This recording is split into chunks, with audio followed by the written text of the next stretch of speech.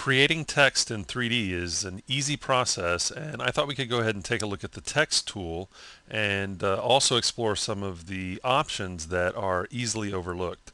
So I'm going to go ahead and come over to the Create tab and click Text, and I'm just going to left click and drag, and wherever I left click and drag, I'm putting my guide here of where I can start typing. So I'm just going to type out Lightwave, okay, and I'm going to go full screen so we can just see what's happening here. Now, before we open up the numeric panel, let's take a look at what we have interactively without using the numeric panel. Okay, if I just left click and drag, I can decide where I'm going to place this new geometry. Okay, if I grab the handle that's right here, it looks like a T, I can scale, I can change the size of my new geometry. Okay, I'm just left clicking and dragging. If I grab the handle that's on the lower bar here, I can change the kerning. Kerning is the spacing between, it's the space between the letters. So I can decide that I want to change the kerning and have lots of space, or tighten it up and have very little space. So that's that handle right there. So again, left click and drag to move it around.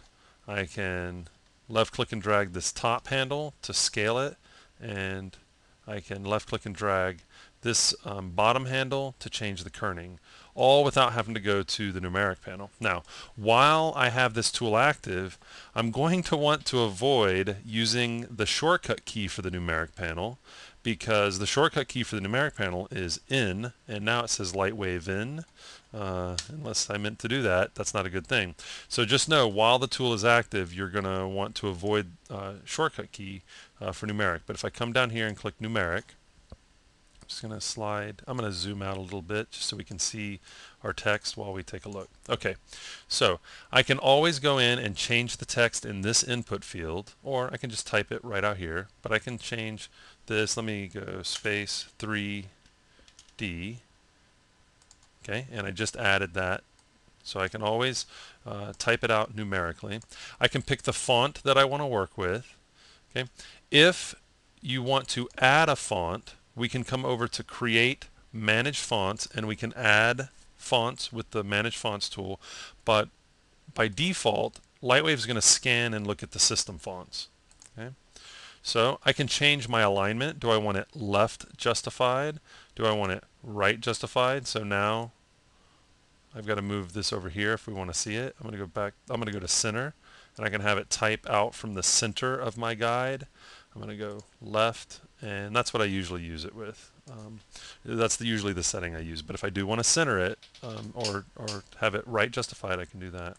Okay, I can pick the axis that I want to type out, but we're working in the Z, so that's why I'm going to leave that as Z. I can change the scale here numerically or with a mini slider, and it's the same as grabbing the top of the handle here. I can change where I'm placing it. I can do that interactively, or I can key it in manually. I can manually change the kerning with the kern setting. And then the corners, this is an interesting one that many people overlook. By default, if I zoom in, I'm going to go over, say, the W.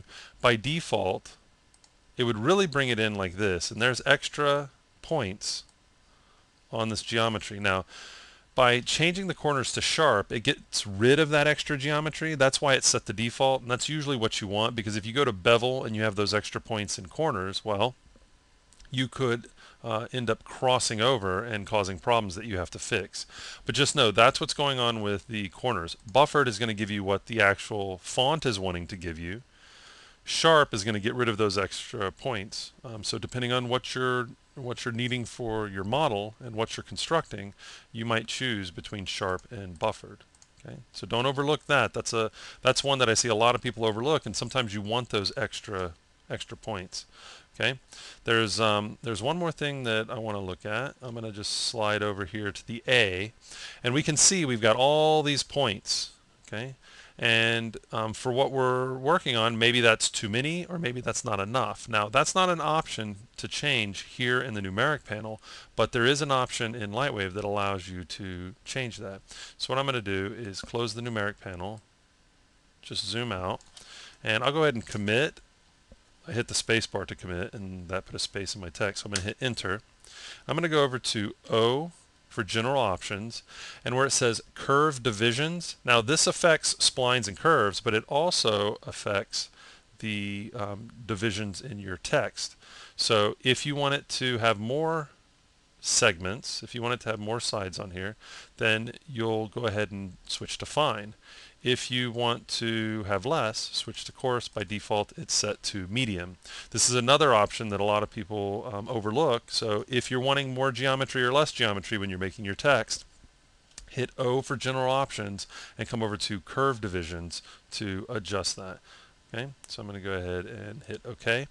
And you need to do that before you create your text. It's not going to affect it afterwards. Okay. Then there's just one other thing that you might want to explore when working with text, and that would be to come over to Create, and there's Text Layers.